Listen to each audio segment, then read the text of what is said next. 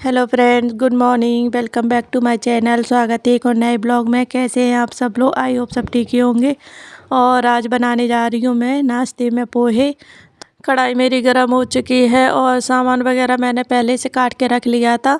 तो यहाँ पे देखिए, सबसे पहले मैंने राई डाला और मैं सामान डाल चुकी थी। इसके बाद मुझे ध्यान आया कि मैंने मूंगफली दाना नहीं डाला है, तो फिर मैंने थोड़ा सा डाल पाया था। इसके बाद ही फिर मैंने मूंगफली दाना डाल दिया है, क्योंकि मूंगफली दाने बिना पोहे बिल्कुल भी अच्छे नहीं लगते हैं। इसलिए फिर मैंने थोड़ा सा डाल पाया, उसी में ही मूंगफली दाना डाल दिया है। तो उसी में मूंगफली दाना भूनते रहेंगे और इसके बाद मैं डाल दूंगी इसमें सामान। तो यहाँ पर देखिए, इसके बाद मैंने प्याज, लहसुन, हरी मिर्ची जो भी काटा था वो सारा सामान डाल दिया है। इसके बाद डाल दिया है मैंने मटर और इनको अच्छे से मैं चला लूँगी। तेल इतना चढ़ गया था कि मेरे मुंह पे थोड़ा सा जल गया था। और इसके बाद डाल दूँगी मैं इसमें नमक और इसको थोड़ा सा और चला लूँगी मैं। और पोहे का नाश्ता मुझे सिर्फ सर्दियों में ही अच्छा लगता है। गर्मियों में तो मैं बिल्कुल पोहे का नाश्ता खाती नहीं हूँ, क्योंकि जैसे ही खा लेती हूँ मुझे उल्टी हो जाती है। तो पोहे का नाश्ता बहुत ही कम बनता है गर्मियों में। तो सर्दियों में तो ऐसे नाश्ते बहुत अच्छे लगते हैं। पास्ता वगैरह हमारे यहाँ पे बनता नहीं है, बिल्कुल भी कोई नहीं खाता है। और किट्टू है तो उसको भी बाई चांस कभी कभी देते हैं, क्योंकि ऐसी चीज़ें बच्चों को देते नहीं हैं, ज़्यादा नुकसान करती हैं। और वैसे ही उसका ज़्यादातर पेट दर्द करता है, इसलिए उसको ऐसी चीज़ें देते नहीं हैं। और मैगी वगैरह भी उसको कभी कभार बाई चांस ही देते हैं, 15 दिन में या महीने भर में ऐसे देते हैं। रोज़ रोज़ कभी नहीं बनाते हैं, क्योंकि मैगी भी बहुत नुकसान करती है, बच्चों को बहुत ज़्यादा पेट दर्द करता है मैगी से। तो इसलिए उसको कभी नहीं देते हैं। तो ज़्यादा से ज़्यादा मैं हेल्दी चीज़ें देने की कोशिश करती हूँ उसको, जो घर में बनाया नाश्ता अच्छे से, पराठे वगैरह या पोहे या रोटी वगैरह ज़्यादा खिलाती हूँ मैं उसको। और नाश्ता मेरा कंप्लीट हो चुका है। ये देखिए, आ जाइए आप लोग भी नाश्ता कर लीजिए। और हमने नाश्ता वास्ता करने के बाद मैं आ गई थी सीधे किचन में। तो यहाँ पे देखिए, मेरे कल के बर्तन रखे थे तो मैंने सेट नहीं कर पाए थे। तो मैंने सोचा इनको ही सेट कर देती हूँ पहले, क्योंकि बिखरे रहते हैं तो फिर मुझे अच्छे नहीं लगते हैं। और डलिया में भरे रखे थे, 2 डलिया हो गई थी मेरे। तो यहाँ पर थोड़ा सा मैंने टब में भी रख लिया था बर्तन। तो आज मैं पूरा सेट कर दूंगी, बर्तन वगैरह जितने भी हैं सारा सेट करके रख दूंगी। और सामने सेट करके रखते हैं तो लेने में जल्दी आसानी हो जाती है, बर्तन मिल भी जाते हैं। और डलिया में रखे रहते हैं तो एक एक से लेते जाते हैं तो इधर उधर हो जाते हैं, फिर बर्तन टाइम पे मिलते नहीं हैं।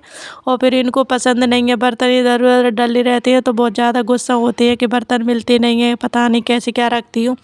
तो इसलिए फिर मैं रैक में ही लगाती हूँ तुरंत ही तुरंत। और हाउस वाइफ तो कितना भी कर ले, लेकिन उनको सुनना ही पड़ता है। मैंने अपनी ज़िंदगी के तजुर्बे से सीखा है कि जब तक एक लेडीज़ घर में कमाती नहीं है, 2 पैसे नहीं लाती है, तो उसकी वैल्यू बहुत ही ज़्यादा कम होती है।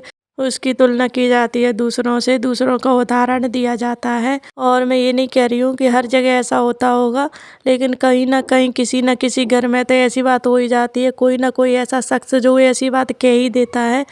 तो कभी कभार हमें भी इस बात पे गिल्टी फील होता है कि हमें भी ज़िंदगी में कुछ करना चाहिए, आगे बढ़ना चाहिए, क्योंकि बैठने से तो कुछ हासिल होगा नहीं।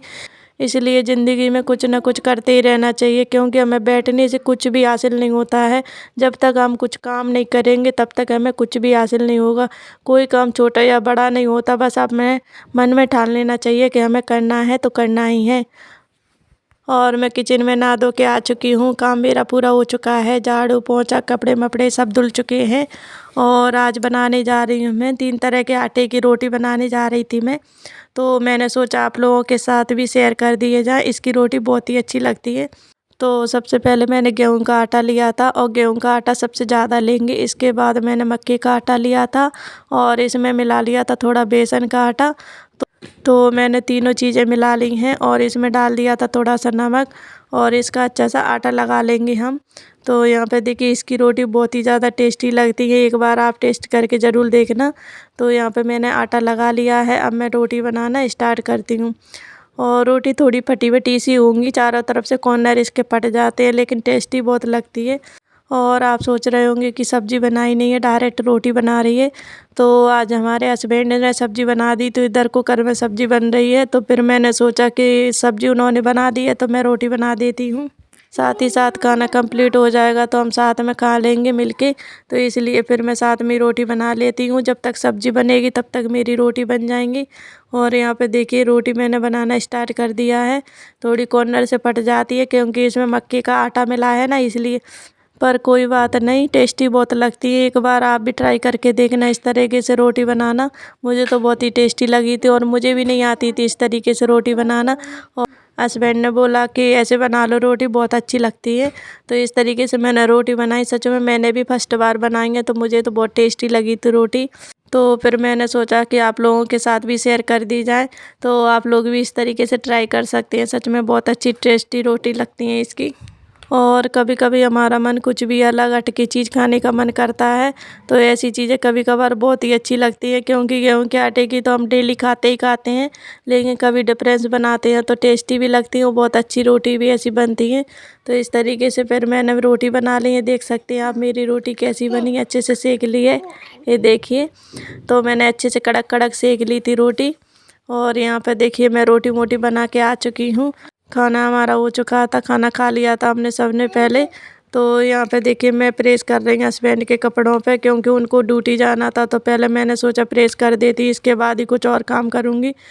और सारे काम बाद में, पहले उनका ही काम करना पड़ता है। क्योंकि घर का काम तो ऐसा है कि होता रहता है, लेकिन उनका काम तो ऐसा है अर्जेंट में लगता ही लगता है, और सारा काम छोड़ छाड़ के उनका ही काम पहले करना पड़ता है। तो इसलिए मैं यहाँ पे प्रेस करने के लिए आ गई थी।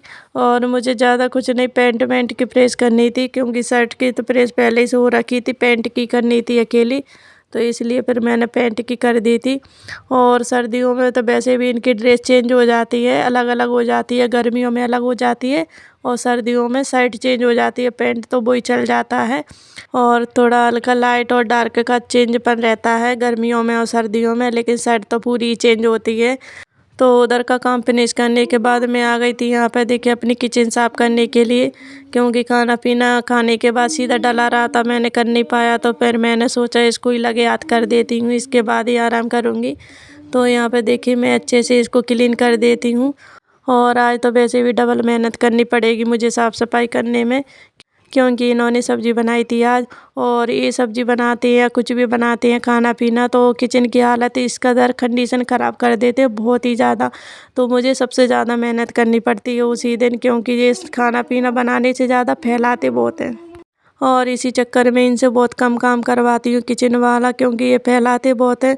तो इससे अच्छा तो हम ही कर लेंगे किचन का काम, क्योंकि ये करते हैं तो ये बनाने से ज़्यादा तो ये दुगना फैला देते हैं, फिर इनको समेटने में बहुत ही ज़्यादा टाइम लगता है।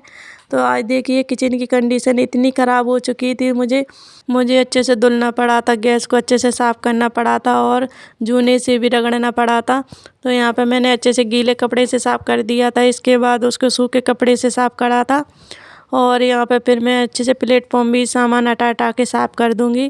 तो देख सकते हैं टाइल वगैरह पूरी साफ़ करनी पड़ी थी, क्योंकि इधर उन्होंने सब्ज़ी बनाई थी तो पूरे छींटे उचट गए थे, उधर दीवार पूरी ख़राब कर दी थी। इसलिए फिर मैंने टाइल्स वगैरह भी अच्छे से क्लीन कर दी थी, अच्छे सूखे कपड़े से गीले कपड़े से अच्छे से क्लीन कर दी थी। तो यहाँ पे देखिए साफ़ करने के बाद कितना अच्छे से चमकने लगा है, और पहले कितना गंदा चमक रहा था, और ऐसा छोड़ देती तो बहुत गंदा लगता है। तो यहाँ पे मैंने अच्छे से क्लीन कर दिया, ये देख सकते हैं। एक बार और कर दूँगी अच्छे से रगड़ रगड़ के, ताकि पूरा अच्छे से क्लीन हो जाए। तो जब तक क्लीन नहीं होता तब तक हमारा भी मन नहीं लगता है, क्योंकि किचन पहली रहती है। तो भाई मन रखा रहता है कि किचन पहली डली है, तो फिर कोई भी काम में मन नहीं लगता है। और इसके बाद मैं आ गई थी यहाँ पे बर्तन धुलने के लिए, तो साथ ही साथ बर्तन धुल दूँगी। और इस तरीके से पूरे काम भी फ्री हो जाते हैं, चुटकियों में कोई भी काम का पता नहीं चलता। और यहाँ पे थोड़ा सा आराम भी कर लिया था मैंने, इसके बाद ही आई थी मैं बर्तन धुलने के लिए, क्योंकि एकदम करते हैं तो मैं बहुत ज़्यादा थक जाती हूँ और मेरी कमर भी दर्द होने लगती है, इसलिए मैं थोड़ा बैठ जाती हूँ, इसके बाद ही करती हूँ। तो यहाँ पे देखिए मैं तुरंत तुरंत बर्तन साफ़ करने लगी हूँ। और ऐसे लगातार करते हैं तो हमारे काम टाइम पे भी फिनिश हो जाते हैं और पता भी नहीं चलता है, और हमें आराम करने का भी टाइम मिल जाता है। तो यहाँ पे देख सकते हैं कि मैंने पूरी किचन अच्छे से साफ़ कर दी है, बर्तन वगैरह पूरे अच्छे से क्लीन कर दिए। और आज तो वैसे ही बहुत ज़्यादा बर्तन हो चुके हैं, देख सकते हैं इतने सारे बर्तन हो चुके थे। तो फिर मैंने अच्छे से इनको क्लीन करा। और बर्तन साफ़ करने के बाद मैं अच्छे से इसको साफ़ कर दूँगी सिंक को। तो देख सकते हैं मैंने सिंक भी अच्छे से क्लीन कर दिया है वाइपर से, अच्छे से वाइपर से साफ़ हो जाता है। और सारा काम मेरा फिनिश हो चुका है, एकदम क्लीनिंग वगैरह पूरी हो चुकी है। और आज का ब्लॉग यहीं पे एंड करते हैं। वीडियो अच्छी लगी तो वीडियो को लाइक करें, कमेंट करें, शेयर करें। न्यू हैं तो चैनल को सब्सक्राइब करें। मिलते हैं नेक्स्ट ब्लॉग में, तब तक के लिए बाय, टेक केयर।